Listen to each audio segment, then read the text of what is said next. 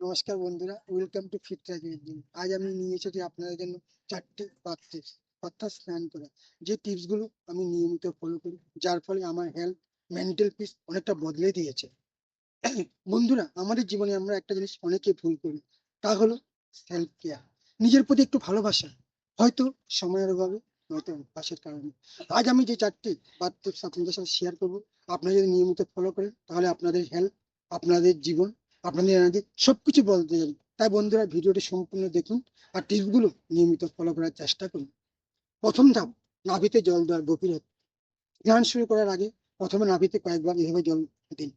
নাভি শুধু আমার শরীরের মাঝখান না, এটা আমাদের শরীরের থার্মোস্ট্যাট।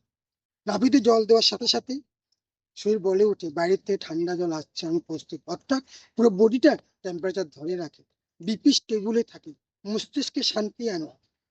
সিনিয়র সিটিজেন এই ধাপটি সবচেয়ে নিরাপদ ধাপ।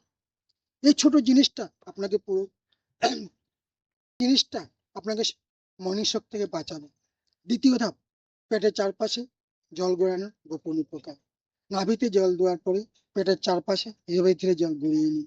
মুহূর্তের মধ্যে আপনার শরীর রিল্যাক্স হতে শুরু করে, ইন্টারনাল অর্গানস ওয়ার্ম আপ পায়, হজম শক্তি উন্নত হয়, বডি স্টিফনেস কমে, উইকনেস থাকলে তা দূর হয়।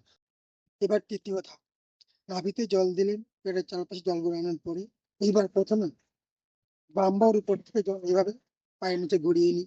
সেম অপরভাবে ডান বাহুর উপর থেকে এইভাবে পায়ের নিচে জল গড়িয়ে নিই। বন্ধুরা, এ ধাপের গুরুত্ব অপরিসীম। হঠাৎ করে আমাদের শরীর ঠান্ডা জল লাগে, হার্ট রেট নিয়ে নিতে না পারে, চেস্ট টাইট হয়, মাথা ঘুরে কেউ কেউ পড়ে যায়। তাই এই নিয়মে ধীরে ধীরে জল দিলে শরীরের সাথে জলের অ্যাডজাস্ট, বিপি স্টেবলে থাকে, মস্তিষ্কে শান্তি আনে। সিনিয়র সিটিজেনের জন্য বডি সেফটি এটি একটি দারুণ টিপস। চতুর্থ ধাপ, মাথার জল সবশেষে। আজকে এটাই সবচেয়ে বড় কথা, স্নানের শুরুতে ভুলে তো মাথায় জল দিবেন না। হঠাৎ করে মাথায় ঠান্ডা জল পড়লে বিপি কমে যেতে পারে, চোখে মুখে অন্ধকার আসতে পারে, মাথা ঘুরে পড়ে যেতে পারেন, উইকনেস বাড়ে। যদি এই নিয়মে জল দিলে শরীর মাথায় জল দিলে শরীর শান্ত থাকে, স্টিফনেস কমে, মন শান্ত থাকে, পড়ে যাওয়ার ভয় থাকে না। বন্ধুরা, শেষ কথা, শেষ পথ চলা।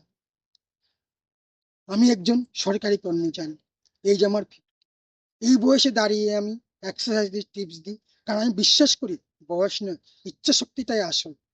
ফিটটা যদি বলুন, কোনো ইউটিউব চ্যানেল নয়, এটা আমার মন থেকে জন্ম নেওয়া একটি আমার প্রতিজ্ঞা।